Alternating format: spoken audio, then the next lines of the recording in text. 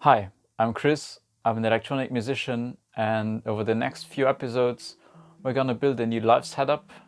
It's all gonna be hardware based with synthesizers, sampler, of course, the violin, and all kinds of effects. So bear with me.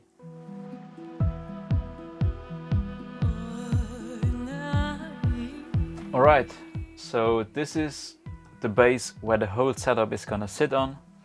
As you can see, it is a guitar pedal board made by Temple Audio. This is their biggest model, it's the Trio 43.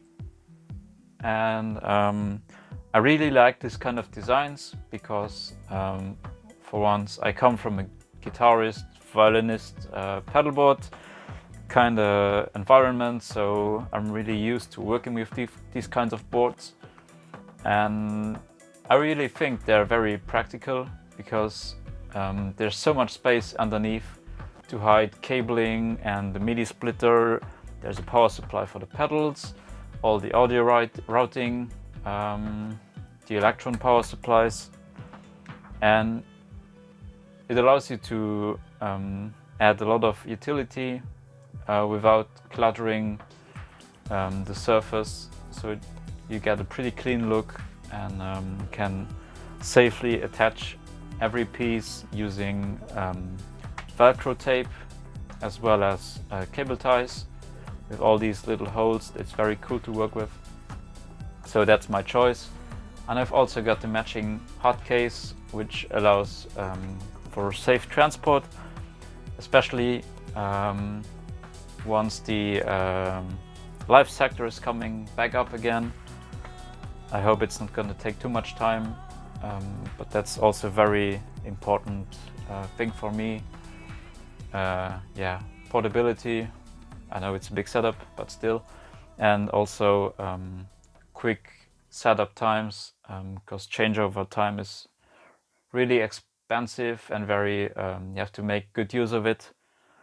And I don't want to waste time searching for cables or that kind of stuff. I just want to set it up as quickly as possible and have everything working right off the box. Okay, so let's start by adding piece after piece, and I'm gonna start with this one, my bass machine, the Moog Minitaur, and it's gonna sit on the left hand side right here. And then we've got a dedicated reverb unit for the Minitaur, and it's going to be the Eventide Space. It's my favorite reverb pedal. I've had it for 7 years. It's very expensive, but it's worth every cent. The sounds you get out of this box is they're just crazy. They're so big and so spacey. I guess that's why they called it Space. It's just perfect. So this is going to be the dedicated reverb for the Minitaur. And then a very important piece is the Elektron Analog Rytm, or Rytm, as they always tend to say in the tutorials. That's a drum machine. I really like it. It's just great. Next to it, the heart of the setup, the Elektron Octatrack. It's a mixer, performance mixer. It's a sample player. It's a MIDI sequencer, and it's very nice for playing live because of the scenes. You can get very creative, and I'm actually gonna explain the routing later. Let me just move on. Next to the Octatrack is the Strymon Deco tape delay and saturation box.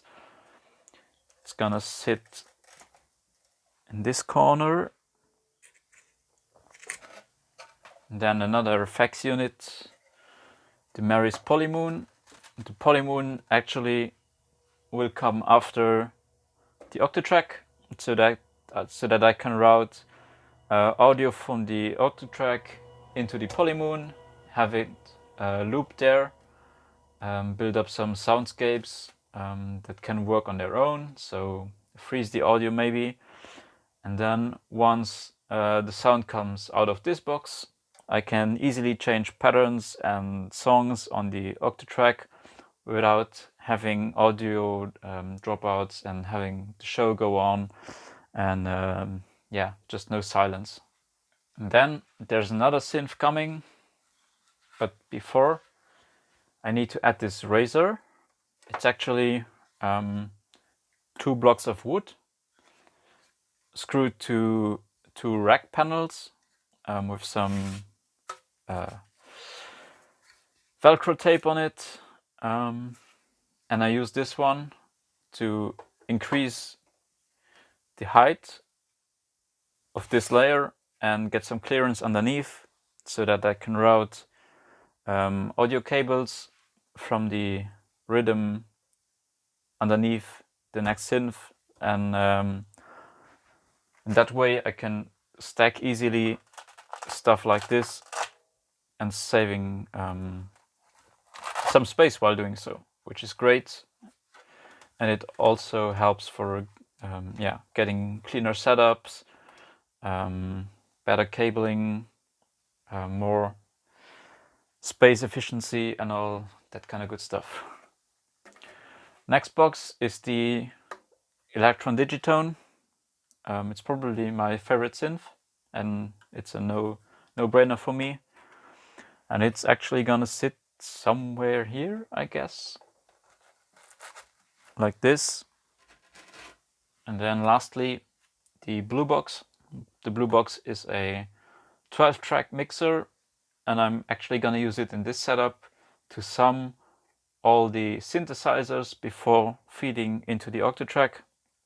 So in my last setup, I had an analog 4 going into the inputs of the Digitone, and the way I use the synths is I always crank the output volume so that I know it's set on the right levels. And previously I had some trouble monitoring the gain staging, because sometimes the analog 4 would distort a bit and it would overdrive the inputs of the Digitone, which gives you digital distortion, which isn't nice, unfortunately. So I thought it would be a nice idea to, instead of routing the Minitaur into the Juno, into the Digitone, into the Octatrack, to route all of these synths separately into the Bluebox, meaning Minitaur into Space, into the Bluebox, Juno into the Deco, into the Bluebox on a separate channel, Digitone into the Bluebox, and then summing everything right here. I can apply compression, EQs, some more effects if I want to, and just monitor the levels right here before sending them out to the Octatrack. And yeah, I think that's a better idea. So the Bluebox is gonna sit somewhere in this area, and as you can see, there's still a bit of space left, and I'm actually waiting for a box, the Anima Phi by the French company iAudio, if I don't butcher the name. And it's actually a physical modeling synthesizer. I really like the mutable rings in Eurorack, and I'm really hoping that I can get these kinds of sounds with the resonators and yeah, get these percussive, tonal percussive stuff out of the Anima Phi. It's a Kickstarter project, but it's coming pretty soon, and it's about the same size as the Minitaur, so this one should fit right here, and I'm really excited to hear the sounds. If it's not gonna work out, I have some more space yeah, to add another box, but we'll see that later. So this is the basic layout. Of course, it's all subject to change depending on the cables. I have to make sure that there's enough space everywhere so I can route MIDI and audio and all that kind of stuff. But that's something we're gonna see in the process of doing it.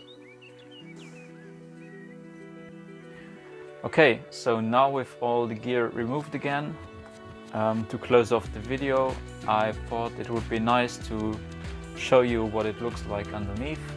So let's just turn this around.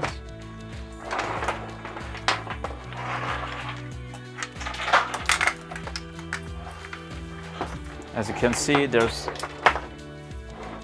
a lot of loose cables because this is like revision 4 of the setup, and I've taken it already apart a couple of times. So what's to tell here? Here's the power supply for the pedals, and it's also gonna power the Minitaur. Here's a MIDI splitter, the Elektron power supplies. As you can see, there's still 4.